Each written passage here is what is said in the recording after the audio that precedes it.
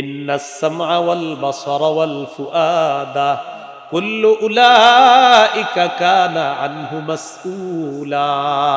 চোখ, কান, অন্তর এগুলা সম্পর্কে জিজ্ঞাসা করা হবে। সূরা ইয়াসিনের ৬৫ নম্বর আয়াতে আল্লাহ বলেন, আল্লাহুম্মা নাখতিমু আলা আফওয়াহিহিম, আজ আমি তাদের মুখে মোহর মেরে দিব। ওয়া তুকাল্লিমুনা আইদিহিম, তাদের হাত আমার সাথে কথা বলবে। ওয়া তাশহাদু আরজুলুহুম বিমা কানু ইয়াকসিবুন, তাদের পা সাক্ষী দিবে তারা কি কি করছে। সূরা হামিম আস-সাজদা ২০-২১ নম্বর আয়াত, ২৪ পারার ১৭ নম্বর পৃষ্ঠা, ১৮ নম্বর পৃষ্ঠা। আল্লাহ তাআলা বলেন, হাত্তা ইযা মা জাউহা শাহিদা আলাইহিম সামউহুম ওয়া আবসারুহুম ওয়া জুলুদুহুম বিমা কানু ইয়ামালুন। সেদিন যখন তারা আগুনের সামনে যাবে, তাদের কান, তাদের চোখ, তাদের চামড়া তাদের বিরুদ্ধে সাক্ষী দিবে। ওয়াকালু লিজুলুদিহিম লিমা শাহিদতুম আলাইনা, তারা সেদিন চামড়াকে বলবে, কিরে চামড়া তুইও সাক্ষী দিলি আমাদের বিরুদ্ধে। চামড়াকে বলবে মানুষ, বা আপনি আপনার চামড়াকে বলবে, ও চামড়া তুই আজকে সাক্ষী দিলি আমার বিরুদ্ধে। একটু ভাবেন, চামড়ার দিকে তাকাবেন আর ভাববেন এই চামড়া আপনার বিরুদ্ধে সাক্ষী দিবে। তখন চামড়া কি করবে জানেন? চামড়া কথা বলা শুরু করবে। সুবহানাল্লাহ। চামড়া জবাব দিবে, আনতাকাল্লাহুল্লাযী আনতাকা কুল্লা শাই, যে আল্লাহ সবকিছুকে চাইলে কথা বলাইতে পারেন, ওই আল্লাহ আমি চামড়াকে আজকে বাক শক্তি দিয়ে দিয়েছে তোমার বিরুদ্ধে কথা বলার জন্য। তাহলে যিনি দায়ী হবে তিনি বুঝে শুনে কথা বলতে হবে। ধরে নেন এখানে আপনারা কতজন মানুষ হবে হুজুর? এখানে আনুমানিক ১০০০, আরো বেশি হবে তো ১০০০ই ধরে নেন। আমি যদি আজকে আপনাদের সামনে ১ মিনিট ওয়াজ করতাম, ১ মিনিট ওয়াজ করে চলে যাইতাম, তাহলে ১ মিনিটকে ১০০০ করলে ১০০০ মিনিট, মানে আপনারা প্রত্যেক জনের ১ মিনিট করে কয় হাজার মিনিট? ১০০০। ২ মিনিট করলে ২০০০, ৩ মিনিট করলে ৩০০০, ৫ মিনিট করলে ৫০০০, ১০ মিনিট করলে ১০০০০। ধরে নেন আজকে আমি আপনাদের ১০০০ মানুষের সামনে ১০ মিনিট ওয়াজ করে চলে গেলাম। প্রতিজনের ১০ মিনিট করে ১০০০ ১০-এ হয় ১০,০০০ মিনিট। এই ১০,০০০ মিনিটের হিসাব আমি আল্লাহর কাছে দিতে হবে। যে তুমি যে জাতির সামনে কথা বললা, প্রত্যেকটা বান্দা আমার বান্দারা ছিল, ১,০০০ বান্দা ছিল, তুমি ১০ মিনিট ওয়াজ করছো। আরিফ বলো তুমি কি কি বলছো, তোমার জবান দিয়ে তুমি তাদের সামনে কি বলছো, হিসাব দাও আমি আল্লাহর কাছে। তাহলে আধা ঘন্টা মিথ্যা কথা বলে হাসানো আপনাদেরকে, এরকম আলোচনাও তো হয়, সেটার কি হবে বলেন? তিরমিজির ২৬১৬ নম্বর হাদিস, রাসূলুল্লাহ সাল্লাল্লাহু আলাইহি সাল্লাম বলেন, কুফা আলাইকা হাযা, এটা নিয়ন্ত্রণ করবা। সাহাবী বললেন, ইন্না লা মুআখাযুনা বিমা নাতাকাল্লাম, হুজুর জিহ্বার কারণেও কি আমরা ধরা খাবো? রাসূলুল্লাহ সাল্লাল্লাহু আলাইহি সাল্লাম বললেন, হাল ইয়াকুবুন নাসা ফিন নারি আলা ওয়ুজুহিহিম আও আলা মানাখিরিহিম ইল্লা হাসাইদু আলসিনাতিহিম, বেশিরভাগ মানুষ শুধু জিহ্বার অপরাধে মাথাটা নিচে পা উপরের দিকে দিয়ে ধাক্কাইতে ধাক্কাইতে জাহান্নামে নিক্ষেপ করা হবে, শুধু জিহ্বার অপরাধ। ভাই কিসের অপরাধ? হ্যাঁ, জিহ্বার অপরাধ। আল্লাহ আমাদেরকে হেফাজত করেন। রাসূলুল্লাহ সাল্লাল্লাহু আলাইহি সাল্লাম বলেন, মাইয়াজমান লিমা বাইনা লাহইহি ওয়া মা বাইনা রিজলাইহি, কেউ যদি জিহ্বা আর লজ্জাস্থান এই ২ অঙ্গ দিয়ে সে গুনাহ করে না, এই নিরাপত্তা নিশ্চয়তা দিয়ে দেয়, আজমান লাহুল জান্নাহ, আমি তাকে জান্নাতে নেওয়ার জিম্মাদার হয়ে যাব। তাহলে যিনি দায়ী হবেন, যিনি আলোচক হবেন, তার মাথায় রাখা আমি যা বলতেছি এটার হিসাব আল্লাহর কাছে দিতে হবে, এবং আমি জেনে বুঝে সঠিকটা বলতে হবে। এরপরেও যদি আপনাদের সামনে আমি ভুল বলে ফেলি, কোনো আলেম যদি আমার সেই ভুল ধরিয়ে দেয়, আমি মেনে নেওয়া, আর আমার ভক্তরাও এটা মেনে নেওয়া। কিন্তু বর্তমানে কোনো আলেম যদি ভুল ধরিয়েও দেয়, তিনিও মানে না, ভক্তরাও মানতে চায় না। এটা আমাদের একটা বদকিসমতি। না, আমি যারে মহব্বত করি হুজুর ভুল করতে পারে না, আরিফ বিন হাবিব ভুল করবে, এটা হতেই পারে না। এরকম আমার এক জাতীয় ভক্ত আছে। আপনারা আমার ভক্ত না, শত্রু। আমার ভুল হবে না তো কার ভুল হবে? অবশ্যই ভুল হবে। সেই ভুল আলেমরা ধরিয়ে দিবে, সেটা আমি শুধরে নিতে হবে। যদিও আমি বিশ্ব আমির হই, আমার যদি ভুলও হয় আর ওলামায়ে কেরাম যদি সেই ভুল ধরিয়ে দেয়, আমি মেনে নেওয়া এবং আমার অনুসারীরা মেনে নেওয়ার নাম হবে বুদ্ধিমানের কাজ, আর মেনে না নেওয়ার নাম হবে পথভ্রষ্টতা, গোমরাহি, জাহান্নামের কাজ। এই হলো ৬ নাম্বার, যিনি দাওয়াত দিবে তার ভুল। 7 নাম্বার বৈশিষ্ট্য হবে, যিনি দাওয়াত দিবে তিনি উম্মতের কল্যাণকামী হতে হবে। প্রত্যেকটা মানুষ আমার সামনে যারা আছেন, আমি আপনাদের কল্যাণ কামনা করতে হবে। আমি এখানে আসার পর দেখেন আপনার প্রত্যেকে যারা দাঁড়িয়ে আছেন, বসে আছেন, সবার কল্যাণ কামনা করা, এটা আমার গুণ বৈশিষ্ট্য থাকতে হবে। আপনারা আমার সাথে যদি খারাপ আচরণও করেন, কিন্তু আমি আপনাদের কল্যাণ কামনা করতে হবে, এটা একজন দায়ীর গুণ থাকতে হবে। আর খারাপ আচরণের ব্যাপারে তো বললাম, দায়ীর সাথে কথার কষ্ট হতে পারে, কর্মের কষ্ট হতে পারে, এটা তার সহ্য করতে হবে। সহিহ বুখারীর 57 নম্বর হাদিস, আন জারীর ইবনে আব্দুল্লাহ রাদিয়াল্লাহু তাআলা আনহু قال بايعت رسول الله صلى الله عليه وسلم على إقام الصلاة وإيتاء الزكاة والنصح لكل مسلم। জারীর ইবনে আব্দুল্লাহ বলেন, আমি আল্লাহর রাসূলের কাছে বায়াত হলাম এই মর্মে, আমি নামাজ কায়েম করব, যাকাত আদায় করব, সারা পৃথিবীর সমস্ত মুসলমানের কল্যাণ কামনা করব, এই মর্মে আমি নবীর কাছে বায়াত হলাম। প্রত্যেকটা মুসলমানের কল্যাণ কামনা করতে হবে। 8 নাম্বার, যিনি দায়ী হবে, দাওয়াত দিবে, তিনি যাদেরকে দাওয়াত দিবে তাদের হেদায়েতের দোয়া করতে হবে। আমি আপনাদের এখান থেকে চলে যাওয়ার পরেও অন্য এলাকায় গিয়ে আমার দায়িত্ব কর্তব্য আপনাদের জন্য দোয়া করা, যেখানেই থাকি সবার জন্য দোয়া করতে হবে। এই জন্য আমি আমার প্রত্যেক দিনের সর্বশেষ দোয়ায় আমি বলি, আল্লাহ আমার সামনে যারা বসা, আমি যাদের সামনে বসি, আল্লাহ এই পৃথিবীর যত মানুষের সামনে আমি বসেছি, যারা আমার সামনে বসেছে, যাদের কাছে আমি কোরআন সুন্নাহর 2-4টা কথা প্রচার করেছি, আল্লাহ আমার মা, আমার বাবা, আমার উস্তাদ, আমার ছাত্র ভাই, আমার কলিগ, সহপাঠী, সবার সাথে আপনি আমাকে জান্নাতে দেখা করায় দিন। এই দোয়াটা আমি প্রতিদিন সর্বশেষ দোয়া হয়, আমি চেষ্টা করি সবার জন্য দোয়া করতে, কারণ এটা দায়িত্ব, যিনি দাওয়াত দিবে তার দায়িত্ব, কর্তব্যের দোয়া করতে হবে। সহিহ বুখারীর বর্ণনা 2937 নম্বর হাদিস, 2937। এই হাদিসের মধ্যে আছে, রাসূল সাল্লাল্লাহু আলাইহি সাল্লামকে বললেন, হুজুর ইন্না দাউসান আসদ, দাউস গোত্র, বলেন কি গোত্র? দাউস একটা এলাকা, এই দাউস গোত্র আসদ নাফরমান, এরা নাফরমানি করছে, হুজুর তাদের বিরুদ্ধে বদদোয়া করেন। নবীজি বললেন আল্লাহুম্মা হদি দাউসা, আল্লাহ দাউস গোত্রকে আপনি হেদায়েত দিয়ে দেন। সুবহানাল্লাহ। নবীকে বললেন, ইয়া রাসূলুল্লাহ দাউস গোত্রের বিরুদ্ধে বদদোয়া করেন। আল্লাহ নবী বললেন আল্লাহুম্মা হদি দাউসা, আল্লাহ দাউসকে আপনি হেদায়েত দিয়ে দেন, ওয়াতি বিহিম, এবং তাদেরকে আপনি ইসলামের ছায়াতলে নিয়ে আসেন। সুবহানাল্লাহ। আপনার দাউসকে আল্লাহ হেদায়েত দিয়ে দেন আর দাউসকে ইসলামের পতাকা তলে নিয়ে আসেন। নবীরে বললেন বদদোয়া করেন, নবী করে দিলেন দোয়া। সুবহানাল্লাহ। এটা দায়ীর 8 নাম্বার গুণ। বুখারীর বর্ণনা, মুসলিমেরও বর্ণনা, তায়েফের ময়দানে রক্তাক্ত করার পর পড়ে আছে, আম্মাজান আয়েশা সিদ্দিকা রাদিয়াল্লাহু তাআলা আনহাকে বলেন, আয়েশা আমি তো বেহুশ, হঠাৎ হুশ ফিরে আসার পর দেখি ফাইদা আনা বিকারনিত তাআলিম, আমি এক জায়গায় উপরের দিকে তাকাইলাম, তাকায় দেখি জিবরিল আমিন আমাকে তার ডানা দিয়ে ছায়া দিয়ে রাখছে। ওই মুহূর্তে জিবরিল আমাকে বলতেছে, হাবিব একজন ফেরেশতা নিয়ে আসছে। কে এটা? আপনারে সালাম দিবে। তো এই ফেরেশতা নবীজিকে সালাম দিলেন। সালাম দেওয়ার পর বললেন, হুজুর আমি পাহাড়ের দায়িত্বে নিয়োজিত ফেরেশতা, আল্লাহ আমাকে আপনার কাছে পাঠাইছে। কেন? আপনি যদি চান আমাকে আপনি হুকুম করতে পারেন, আমি এই 2 পাহাড় চাপা দিয়ে তায়েফবাসীকে আমি ধ্বংস করে দিই। রাসূলুল্লাহ সাল্লাল্লাহু আলাইহি সাল্লাম বললেন, লা বাল আরজু আন ইউখরিজাল্লাহু মিন আসলাবিহিম মান ইয়াবুদুল্লাহ লা ইউশরিকু বিহি শাইআ। আমি চাই না তুমি তাদেরকে ধ্বংস করে দাও, আমি চাই আজকে আমি যাদেরকে দাওয়াত দেওয়ার পর আমাকে রক্তাক্ত করলো, আমার আশা তারা আমার দাওয়াত গ্রহণ করে নাই, তাদের ঔরস থেকে যে সন্তানরা দুনিয়াতে আসবে তারা আমার দাওয়াত গ্রহণ করে এক আল্লাহর ইবাদত করবে, আল্লাহর সাথে শিরিক করবে না। তাই আমি নবী চাই না তাদেরকে ধ্বংস করা হোক, বরং আমি চাই তারা গ্রহণ করে নাই, তার সন্তানরা আমার দাওয়াত গ্রহণ করে। এটা 8 নাম্বার বৈশিষ্ট্য দায়ী, আলোচক, খতিব, মুবাল্লিগ, ইসলাম প্রচারক তাদের। 9 নম্বর বৈশিষ্ট্য, দায়ী যিনি হবেন, আলোচক যিনি হবেন, তিনি যা বলবেন। আর কারো ফোন টোন আছে? সবার শুরু হয়েছে মনে হয়, এখন মাঠেও শুরু হয়েছে।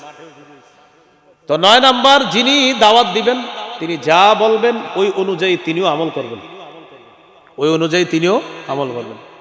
সূরাতুস সফফি 2-3 নম্বর আয়াতে আল্লাহ বলেন, ইয়া আইয়ুহাল্লাযীনা আমানু লিমা তাকুলুনা মা লা তাফআলুন, হে ঈমানদারগণ, এমন কথা কেন বলো যা নিজেরা করো না? কাবুরা মাকতান ইনদাল্লাহ আন তাকুলু মা লা তাফআলুন। তোমরা যা করো না সেটা বলা আল্লাহর কাছে বিরাট বড় অপরাধ। নিজেরা করো না এটা বলা আল্লাহর কাছে বড় অপরাধ। সূরা বাকারা 44 নম্বর আয়াতে আল্লাহ বলেন, আতা'মুরুনা আন-নাসা বিল বিররি ওয়া তানসাউনা আনফুসাকুম। তোমরা মানুষকে সৎ কাজের আদেশ করো আর নিজেদেরকে তোমরা ভুলে যাও। তোমরা মানুষকে বলো সৎ কাজের করতে আর নিজেদেরকে তোমরা ভুলে যাও। এটা কেমন কথা? অনেক সময় আমরা ভাইরাল আলোচকদেরকে রিসিভ করতে যাই। কি আলোচক? যেমন আমাদের বাংলাদেশে বর্তমানে পোস্টারে সবার উপরে নাম রাখার সবচেয়ে বড় যোগ্যতা হলো ভাইরাল। চাই হের ভিতরে এই যে আরিফ বিন হাবিব নামে একজনের নাম আছে, ওনার এলেম থাক বা না থাক, ওনার নিচে 40 জন শাইখুল হাদিসের নাম থাকবে, ওনারা শাইখুল হাদিস হইল, কিন্তু উপরের যিনি তার যোগ্যতা হলো ভাইরাল।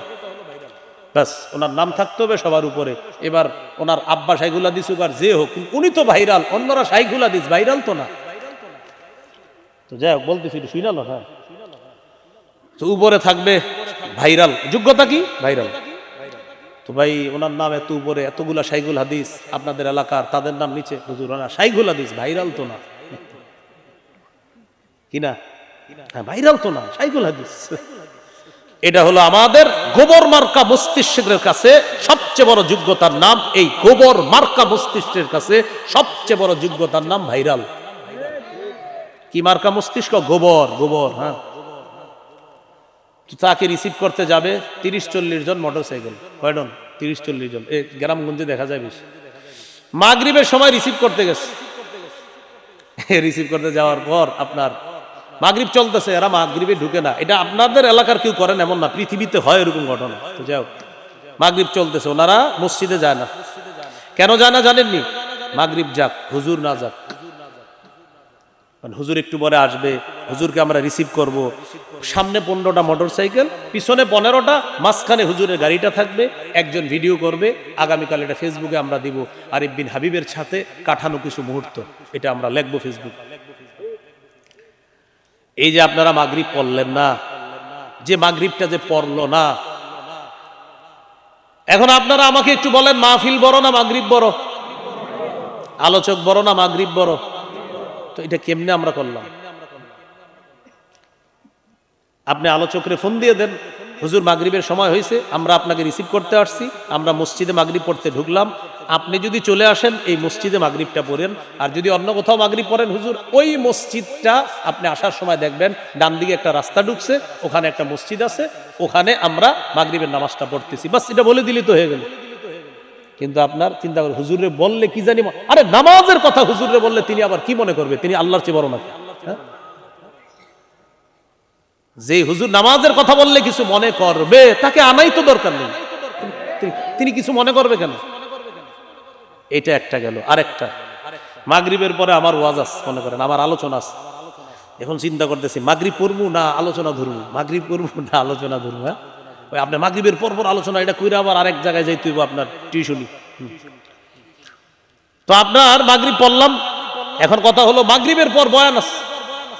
মাগরিব পড়তে গেলে বয়ানটা একটু দেরি হয়ে যাইবো, আবার এলাকাবাসী কি কয়, কর্তৃপক্ষ কি কয়, এই টেনশনে মনে করেন আমি আমাকেই বলছি মাগরিবটা পড়লাম না।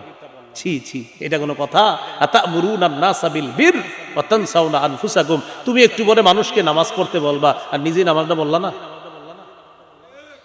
মানুষকে সৎ কাজের আদেশ করো আর নিজেদেরকে ভুলে যাও, আল্লাহ তাআলা বললেন। এবার একটা করেন, আরো 10 জনকে শোনায়া দিবেন। হাদিসটা বাংলায়ও বলবো আমি, আরবিটাও বলছি। রাসূলুল্লাহ সাল্লাল্লাহু আলাইহি সাল্লাম বলেন, রাআইতু লাইলাতান উসরিয়া বি রিজালা তুকরাজু শাফাহুম বিমাকারিযা মিনান নার। মেরাজের রাতে আমি রওনা করলাম, একদল মানুষের পাশ দিয়ে গেলাম, তাকায় দেখি তাদের ঠোঁট জিহ্বাগুলা আগুনের কেচি দ্বারা কাটা হচ্ছে। আমি জিবরিল আমিনকে প্রশ্ন করলাম, জিবরিল এরা কারা? জিবরিল আমিন জবাব দেয়, হাউলাই খুতাবাউ উম্মতিকা ইয়া রাসূলুল্লাহ। হুজুর এরা হলো আপনার উম্মতের বক্তাগণ, এরা হলো আপনার উম্মতের বক্তাগণ, এরা হলো আপনার উম্মতের বক্তাগণ। কি ভাই? নবীজিরে বলতেছে জিবরিল, হুজুর এরা আপনার উম্মতের বক্তাগণ, আল্লাযীনা ইয়ামুরুনা নাসা বিল বিররি ওয়া ইয়ানসাউনা আনফুসাহুম, হুজুর তারা মানুষকে সৎ কাজের আদেশ করত আর নিজেদেরকে সব সময় ভুলে থাকতো। তারা কিয়ামত পর্যন্ত ঠোঁট আর জিহ্বা এইভাবে কাটা হবে। আমি আপনাদের সকলের কাছে দোয়া চাইতেছি, আমি আপনাদের কাছে দোয়া চাই। দেখেন আমি তো এই শ্রেণীর অন্তর্ভুক্ত, আল্লাহ যেন এই শ্রেণীর মধ্যে আমাদের নাম। যারা দাওয়াতের কাজ করতেছে সবাইকে যেন আল্লাহ তাআলা এই গজব থেকে হেফাজত করে, বরং সবাই যেন জাতিকেও কল্যাণের কথা বলবে, নিজেও কল্যাণের পথে চলবে, এই জাতীয় আলোচক সবাই যেন হতে পারে। আল্লাহ তৌফিক দান করে। আমি সবার কাছে আমার জন্যই দোয়া চাচ্ছি যেন আমার জীবনে এরকম ভয়ঙ্কর কিছু না হয় যে আমার জিহ্বা, আমার ঠোঁট আমার কাটা লাগে। ভাই এটা তো আমি সহ্য করতে পারবো না। আল্লাহ আমাদেরকে এই 9টা বৈশিষ্ট্য বললাম, যারাই কাজ করবেন দাওয়াতের ময়দানে 9টা বৈশিষ্ট্য মনে রাখতে হবে। আল্লাহ তৌফিক দান করে। তো পড়ছিলাম আলিফ লাম মিম সূরা বাকারা, মনে আসেনি? আচ্ছা, এখন দেখেন কোরআন বুঝে পড়লেও সওয়াব আছে, না বুঝে পড়লেও সওয়াব আছে। কেউ যদি বলে কোরআন না বুঝে পড়লে কোনো ফায়দা নাই, কোনো উপকার নাই, কথাটা ঠিক না। কেন ঠিক না? দেখেন আল্লাহ তাআলা বলেন আলিফ লাম মিম, আলিফ লাম মিম এটার অর্থ কি আল্লাহ ছাড়া কেউ জানে না। আল্লাহু আ'লামু বিমুরাদিহি বিযালিক, এটার অর্থ একমাত্র আল্লাহই ভালো জানেন। এখন যদি বলেন অর্থ না বুঝে পড়লে কোনো সওয়াব নাই, তাহলে আলিফ লাম মিম এটার কি কোনো সওয়াব নাই? আছে সওয়াব? অর্থ তো জানি না। আলিফ লাম মিম এটার অর্থ জানি তো সওয়াব আসেনি তো। অর্থ না জানলে না বলে লাভ নাই। অর্থ না জানলে না বলে আপনি লাভ নাই বললেন, তো অর্থ না জানলে যদি লাভ না থাকে তো আলিফ লাম মিমের কি হবে সেটা বলেন। তিরমিজির হাদিস 2910 নম্বর হাদিস, قال رسول الله صلى الله عليه وسلم من قرأ حرفا من كتاب الله فله به حسنة والحسنة بعشر أمثالها। নবীজি বলেন কোরআনের একটা অক্ষর যদি কেউ তেলাওয়াত করে সাথে সাথে তার আমলনামায় 10টা নেকি লিপিবদ্ধ হয়ে যায়। এরপর নবী এমন একটা আয়াত দিয়ে নবী দলিল দিলেন, নবী বলেন আলিফ লাম মিম, নবী বলেন লা আকুলু আলিফ লাম মিম হারফুন, আমি নবী বলছি না আলিফ লাম মিম পুরাটা একটা অক্ষর, এমনটা বলি না, বরং আলিফুন হারফুন ওয়া লামুন হারফুন ওয়া মিমুন হারফুন, আরিফ একটা অক্ষর, লাম একটা অক্ষর, মিম একটা অক্ষর। আলিফ লাম মিম কারো মুখ থেকে যদি উচ্চারণ হয়, যদিও অর্থ জানি না, সাথে সাথে তার আমলনামায় 30টা নেকি লিপিবদ্ধ করে দাও। তাহলে অর্থ না বুঝে পড়লেও সওয়াব আছে। বাকি সবাইকে উৎসাহিত করব অর্থ বোঝার চেষ্টা করব, বলেন ইনশাআল্লাহ। বয়স্ক শিক্ষা, কোরআন শিক্ষা হয় এখানে। আমি বয়স্ক শিক্ষা মাদ্রাসার মোতামিম সাহেবকে বলবো, আপনি কোরআন শিখানোর পাশাপাশি তাদেরকে অন্তত আলাম তারা থেকে নিয়ে নাস পর্যন্ত সূরাগুলোর অনুবাদও শিখিয়ে দেন। মহিলাদেরও বয়স্ক শিক্ষা এখানে আছে, মা বোনদেরকেও আপনারা আলাম তারা থেকে অন্তত নাস পর্যন্ত অনুবাদ শিখান। লাভ হবে কি, তিনি যখন নামাজে দাঁড়াবে, দাঁড়ানোর পর আউযুবিল্লাহর অনুবাদও পারে, বিসমিল্লাহর অনুবাদ পারে, আলহামদুলিল্লাহি রাব্বিল আলামিন পুরা সূরার অনুবাদ পারে, এরপর পড়তেছে আলাম তারা কাইফা ফাআলা রাব্বুকা বিআসহাবিল ফিল পুরা সূরার অনুবাদ পারে। অনুবাদ একদিক দিয়ে মুখে পড়তেছে আর অন্তরে অনুবাদ মনে পড়তেছে। ইবলিস ধোঁকা দেওয়ার সুযোগ পাইতেছে না। 4 রাকাত নামাজে ফাতিহাও পড়লো, সূরাও মিলাইলো, অনুবাদগুলোও তিনি পারে। রব্বানা লাকাল হামদের অনুবাদও পারে, সুবহানা রব্বিয়াল আযীমের অনুবাদ পারে, সুবহানা রব্বিয়াল আ'লার অনুবাদ পারে, আত-তাহিয়াতুর অনুবাদ পারে, আল্লাহুম্মা সাল্লি আলা মুহাম্মদ, আল্লাহুম্মা বারিক আলা মুহাম্মদ, এগুলার অনুবাদও পারে। পুরা নামাজ শেষ করবে আসসালামু আলাইকুম ওয়া রাহমাতুল্লাহ, এটারও অনুবাদ পারে। পুরা নামাজে ইবলিস ট্রাই করছিল আপনারে ধোঁকা দেওয়ার, বেচারা পারে নাই। কেন পারে নাই? কারণ আপনি একদিক দিয়ে পড়তেছেন, আরেক দিক দিয়ে আপনার দিলে চলতেছে ও আলাম তারার মানে এটা, লিইলাফির মানে এটা, সুবহানা রব্বিয়াল আযীম আলা আমি বুঝতেছি, কলবের মধ্যে আপনার বুঝ আসতেছে, জবানে আপনি পড়তেছেন। ইবলিস ধোঁকা দেওয়ার চেষ্টা চালায়াও সালাম পর্যন্ত ধোঁকা দিতে পারে নাই। এই জন্য আলাম তারা থেকে কিছু সূরা আমরা শিখিয়ে দিব। বয়স্ক যারা আছে, এ মাশাআল্লাহ আমার আগে যিনি তেলাওয়াত করছে উনিও মনে হয় এই বয়স্ক মাদ্রাসার ছাত্র। হ্যাঁ, কত সুন্দর তেলাওয়াত করছে, তো বুঝারই উপায় নেই। এই যে একটু আগে যিনি তেলাওয়াত করছে উনি যে বয়স্ক মাদ্রাসা ছাত্র, আমি তো ভাবছি কোনো কারি সাহেব পড়তেছে, মানে কোনো কারি বলতে উনি পড়াশোনা করে একজন জেনুইন মাদ্রাসার কারি সাহেব, আমি এটাই ভাবছি। পরে হুজুর এসে বলতেছে হুজুর উনি কিন্তু আমগো বয়স্ক মাদ্রাসার ছাত্র। সুবহানাল্লাহ। তো মাশাআল্লাহ, আল্লাহ তাআলা তাকে সহ আরো যারা এরকম বয়স্ক মাদ্রাসায় আছেন সকলকে যেন সুন্দরভাবে কোরআন তেলাওয়াত করতে পারেন, আল্লাহ তৌফিক দান করেন, আমিন। এইগুলো আলিফ লাম মিম। এরপরে আল্লাহ বলেন যালিকাল কিতাবু লা রাইবা ফীহ, এই কিতাব, এটার মধ্যে কোনো সন্দেহ নাই, এই কিতাব যে আল্লাহর পক্ষ থেকে, এতে কোনো সন্দেহ নাই।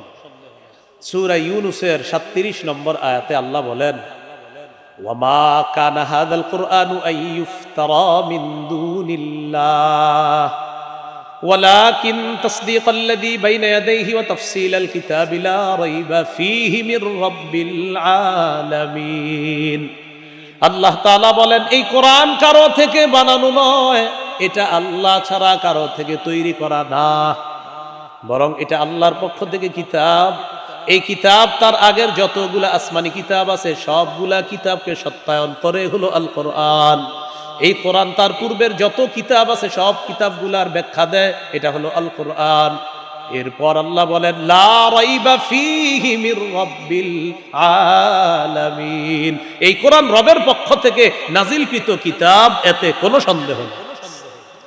এই হলো জালিকাল কিতাব লা রাইবা ফীহি। সূরা বাকারা 23 নম্বর আয়াত, এক পারা 3 নম্বর পৃষ্ঠা আছে, দেখেন আল্লাহ কি বলে ওয়া ইন কুনতুম ফি রাইবিম মিম্মা নাযালনা আলা আবদিনা ফাতু বিসূরাতিম মিন মিথলি, যদি তোমরা সন্দিহান হও আমার নবী মুহাম্মদ সাল্লাল্লাহু আলাইহি সাল্লাম আমার বান্দার উপরে যে কোরআন আমি নাজিল করেছি এই ব্যাপারে যদি সন্দিহান হও, তাহলে কোরআনের সূরার মতো একটা সূরা বানায়া দেখা দাও। পারবে? বলেন সবাই পারবে? পরের পৃষ্ঠায় এক পারা 4 নম্বর পৃষ্ঠা সূরা বাকারার 24 নম্বর আয়াতে আল্লাহ বলতেছেন ফাইল্লাম তাফআলু, যদি তোমরা কোরআনের মতো একটা সূরা বানাতে না পারো, কি বলছে? যদি বানাতে, সাথে সাথে বলতেছে ওয়ালান তাফআলু, আর শোনো কিছুতে পারবাও না। সুবহানাল্লাহ, আল্লাহ বলে দিচ্ছে ফাইল্লাম তাফআলু, যদি না পারো, এই শোনো ওয়ালান তাফআলু, পারবাও না। কি বলছে? যদি না পারো, সাথে সাথে কি বলতেছে? কিছুতে পারবাও না। ফাত্তাকুন নারাল্লাতী ওয়াকুদুহান নাসু ওয়াল হিজারা, তাহলে ওই আগুনকে ভয় করো যে আগুনের জ্বালানি হলো মানুষ এবং পাথর। তাহলে এই কোরআনে কোনো সন্দেহ নেই। সূরা আলিফ লাম মিম আস-সাজদা 2 নম্বর আয়াতে আল্লাহ বলেন আলিফ লাম মিম তানজিলুল কিতাবি লা রাইবা ফীহি মির রাব্বিল আলামিন। 21 পারা 14 নম্বর পৃষ্ঠার শুরুতে আছে সূরা আলিফ লাম মিম আস-সাজদা। আল্লাহ বলেন এই কোরআন আল্লাহর পক্ষ থেকে নাজিলকৃত, কোনো সন্দেহ নাই এটা বিশ্বজগতের রব আল্লাহর পক্ষ থেকে নাজিলকৃত কিতাব আল কোরআন। সামনে যাই আমরা, পরে কি বলে আল্লাহ দেখেন হুদাল্লিল মুত্তাকিন, কোরআন মানুষের জন্য হেদায়েত, মুত্তাকিদের জন্য হেদায়েত। একটু বলেন সবাই, বলেন কোরআন মুত্তাকিদের জন্য হেদায়েত। এবার বলেন তো, কয়েকবার বলেন কোরআন, আবার আবার, এবার থামেন। এখন এই কোরআনের হেদায়েতটা পাবেন কিভাবে? রমজানে 3 খতম পড়ে ইমাম সাহেবের কাছে লাইলাতুল কদরে দোয়া চাইবেন, হুজুর আমি 3 খতম কোরআন পড়ছি, একটু দোয়া করে দিয়েন। পরে কোরআনটা রাইখা দিবেন ঘরে, আবার আগামী রমজানে খুলবেন। আবার কি করবেন? আগামী রমজানে খুলবেন। তো এইভাবে আপনি হেদায়েত কামনা করবেন। কোরআন ডেলি পড়তে হবে, কোরআন থেকে হেদায়েত নিতে হবে, গ্রহণ করতে হবে। সূরা শুরা 52 নম্বর আয়াত 25 পারা 8 নম্বর পৃষ্ঠা আল্লাহ তাআলা বলেন ওয়ালাকিন জাআলনাহু নূরা নাহদি বিহি মান নাশাউ মিন ইবাদিনা। আল্লাহ তাআলা বলেন এই কোরআনকে আমি আলো বানিয়েছি, এই আলোর মাধ্যমে আমার বান্দাদের মধ্য থেকে যাকে চাই তাকে হেদায়েত দান করে দেই। তাহলে কোরআন আলো, কোরআনের এই আলো গ্রহণ করতে হবে, কোরআন থেকে হেদায়েত গ্রহণ করতে হবে। আল্লাহ তাআলা তৌফিক দান করেন। সূরা ইউনূস 57 নম্বর আয়াতে আল্লাহ বলেন, ইয়া আইয়ুহান নাস ক্বাদ জাআতকুম মাউইযাতুম মির রাব্বিকুম, হে লোক সকল, তোমাদের কাছে তোমাদের রবের পক্ষ থেকে ওয়াজ এসেছে। বলেন কি এসেছে? আবার বলেন। এই পুরা কোরআনটা ওয়াজ। সুবহানাল্লাহ, পুরা এই পুরা কোরআন ওয়াজ। ওয়াজ। এরপরে আল্লাহ বলেন ওয়া শিফাউল লিমা ফিস সুদূর, অন্তরের রোগের আরোগ্য এই কোরআন। শুধু অন্তরের রোগের আরোগ্য না, শারীরিক রোগেরও আরোগ্য কোরআন। সাহাবায়ে কেরাম এক জায়গায় গেছে, খাবার শেষ হয়ে গেছে, খ্রিস্টান পল্লীর কাছে গেছে, তাদেরকে বলল আমাদেরকে একটু মেহমানদারির ব্যবস্থা করা যায়? বলল না। তাদের লিডারে বিচ্ছু কামড় দিছে।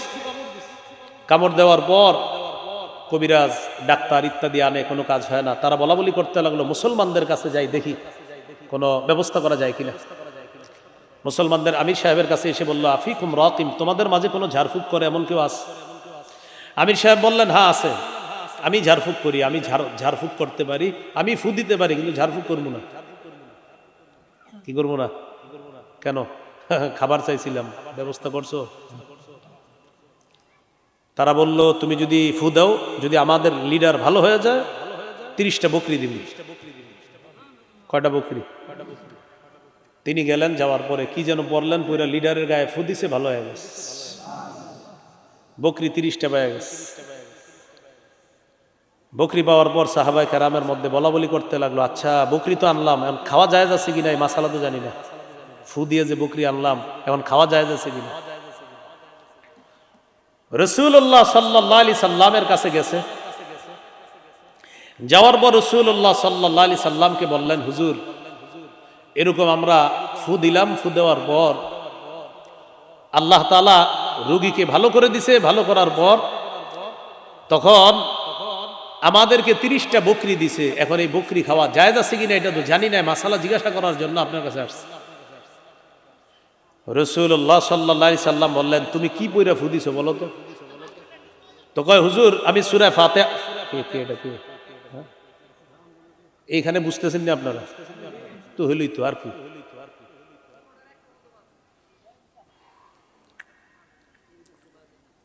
হয়রানের কোন হয়রানের লাইন বুঝে বিচ্ছিন্ন নাই।